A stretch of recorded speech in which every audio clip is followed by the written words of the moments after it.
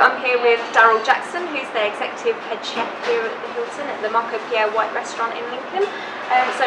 Daryl's going to talk us through how to cook a steak the Marco Pierre White way. So we've got three types of steak in front of us here. So what's the difference between the three? So we've got a ribeye, a fillet and a sirloin. Sirloin and ribeye is probably your two. So I'd say within a price range of most people. Okay. Fillet obviously is slightly more expensive. What you tend to find with a fillet is you've got no real fat on it. This is probably from the centre cut, so it would taper. So at one end of the fillet you'd end up with a Chateaubriand, then you'd get your, where this comes from, then you get your tail end. So this is probably your best type of fillet. This, you know, there's no fat in it. Sirloins, again, when you look at the sirloin, it's kind of the back. So you've got this bit of fat on the outside of it, again, and then a ribeye. So a ribeye is known as a ribeye because you get this higher fat. Varies from meat, from different meat. This is my personal favourite because obviously there's a bit of fat in it. As the meat cooks, it kind of cooks through it's quite very flavoursome.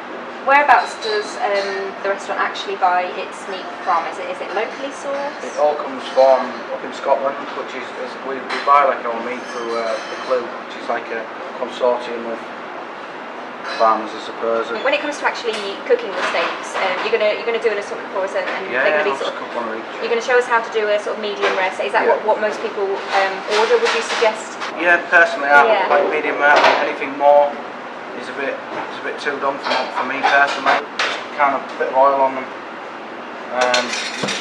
I mean, what I've done with these steaks is, again, when I cook at home, I always pull the meat out a little bit before. Obviously, because I don't want. If you take something out of the fridge and drop it into a hot pan, it's naturally gonna. It's like jumping into a cold bath. So that's kind of what the meat does. So again, all we do is just kind of season them up with some rock salt. It's not a very good idea to kind of season something way before you're actually going to use it, because obviously if you chucked a load of salt onto a piece of meat, what it would do would draw out the moisture. They're seasoned up, they're all ready to go, so all we would do is just over to the char grill.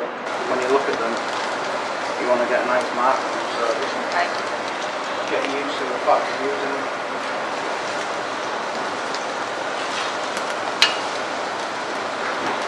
I mean, obviously now we'll start. So this one here is, you know, you'd probably take that off a rare and then just rest that up there.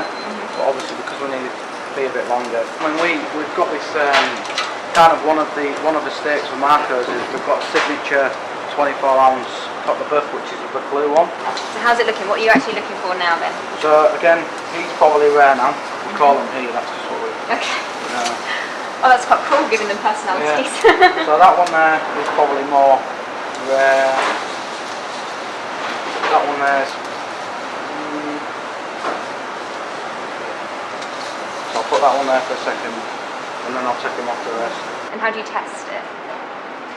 Again, it's, as I say, with this piece, so there's, it's quite soft and you see a bit of a pop. One way of doing it is obviously putting a bit of pressure on the meat, and once you see the amount of blood that comes up, obviously if the juices are running clear, then you've got a well done steak. If you push the pressure on and you see there, you're actually getting the blood up. So, you know, that's obviously going to be more medium rare.